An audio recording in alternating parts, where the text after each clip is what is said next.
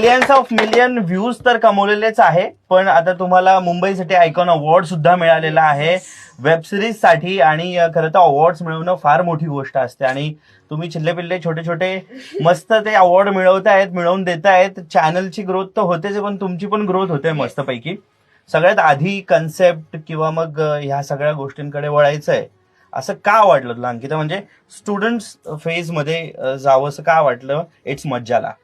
So it's मज्जा नेहमी जेव्हा ओरिजिनल कॉन्टेंटचा मी विचार केला की आता आपण ओरिजिनल कॉन्टेंटमध्ये पाय ठेवला पाहिजे किंवा तिथे स्पेस आहे ते आपण स्टार्ट करूया. बरोबर. ते केल्यानंतर मग काय कमी आहे आपल्या युट्यूबमध्ये? सो शाळा बरोबर. किंवा जसं आमची टॅगलाईन आहे की कदाचित मनापासून जगलेलं आयुष्यातलं शेवटचं वर्ष आहे खरंय. 10वी. प्रत्येकाच्या कोपऱ्यातला हा हळवा म्हणजे मनातला हळवा कोपरा आहे की 10वी म्हटल्यावर तुम्हाला बऱ्याच गोष्टी आठवतात. बरोबर. ते स्ट्रगल आठवतं, ते पेपर आठवतात, ते मित्र आठवतात, ती शाळा आठवते.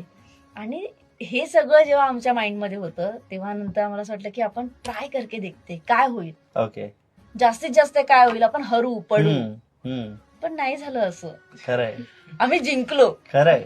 आणि 8वी इतकी सुपर डुपर हिट गेल्यानंतर काही चान्सच नव्हता की आम्ही 10वी नाही आणणार. बरोबर. सो 8वी नंतर 10वी आणलं आणि खरंच खूप अभिमानाने सांगावं असं वाटतं की आम्ही जिंकलो.